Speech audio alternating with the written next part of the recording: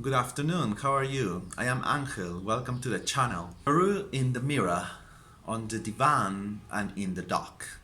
That's how I'd define this book, Bizarre Peru, by Marco Sifuentes, Peruvian journalist who lives in Madrid, creator of the blogs Utero.pe and La Mula.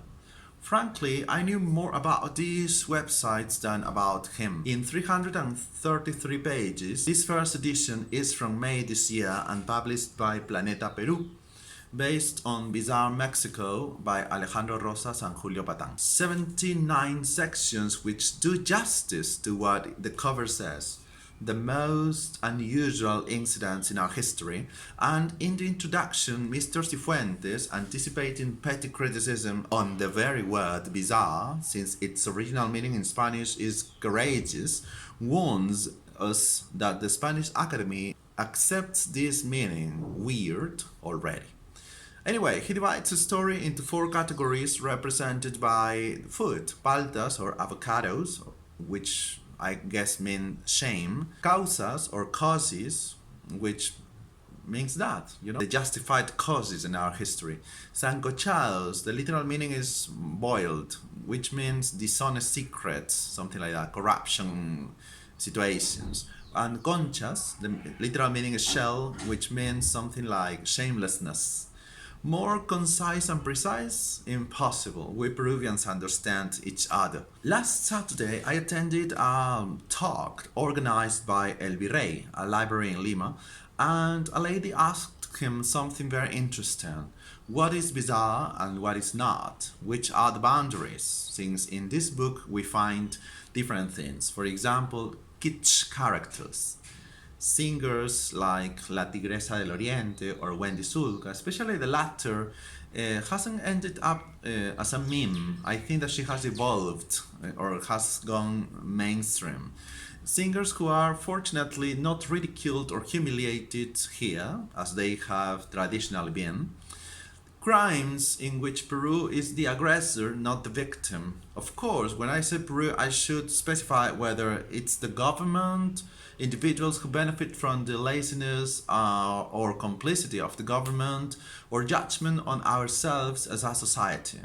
I'm talking about the abuses against the Japanese community, the atrocities against the natives during the Amazonia rubber boom, or the kidnapping of the inhabitants of Easter Island to be taken to plantations in our country in slavery conditions.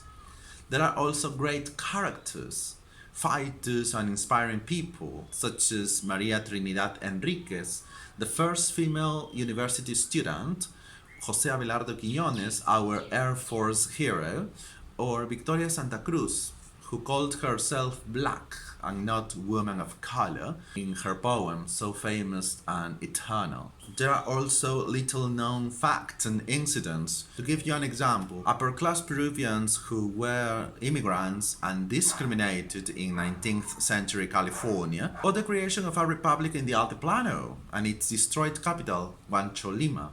I knew nothing about these two topics prior to reading this book. Yes, there's definitely a mosaic of the grandeur and misery of Peru. Great people, but also redeemed or sinister ones, which this land has given birth to. All of this in the context of our bicentennial, and I'm going back to my initial words. Look at ourselves in the mirror, seeing those faces which come from here or from there, on which sometimes it's hard to recognize ourselves. The divan, since I think a collective catharsis is needed, as well as a reflection on where we come from. I know it sounds cliche, without disowning any origin, and especially where we're going in this period of political uncertainty, and the dock, because I see in this book sensitive or controversial topics which out of the academic or intellectual circles we haven't debated as a society, we even ignore. For instance, those episodes in which we have been the aggressors instead of the victims, as we have traditionally been taught. As Mr. Sifuentes argued during the talk, violence is like a cycle. The victim becomes the aggressor, and Peru is a good example of this. In such an unpredictable country, especially during electoral processes, the following phrase is really, really accurate. Our history is a synonym of the unprecedented, the unexpected, and the bizarre. Page 66. I have learned to search for at least something about the authors of the books I read. Although some say that the book matters, not the writer, I've learned to think you need one to understand the other. As I said, I knew more about his two blogs than about him. Two of the main adjectives I found on the web to define this man are bootlicker and pinko. Well, nowadays, with a polarized public opinion, the ones who have not been called gauche caviar, Fujimorists, pinkos, terrorists, or extreme right-wing don't exist in the public scene. I may have found such whiff when he says on page 234 that the media treated the gypsies just before another group, the Venezuelans, replaced them in the sensationalist headings. Yeah, he's giving all the responsibility to the media, but to be honest, now there's even self-censorship, and only the term foreigners is permitted, not a specific nationality.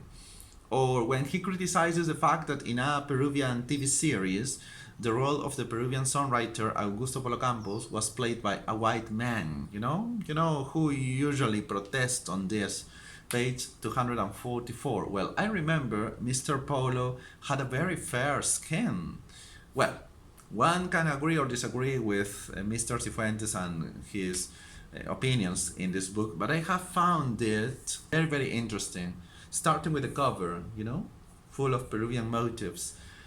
This book sounds really, really hilarious, ironic, and witty, which is something I really appreciate, and which invites us to think our country in this bicentennial as a republic. So, yeah, I really recommend it. Bye bye.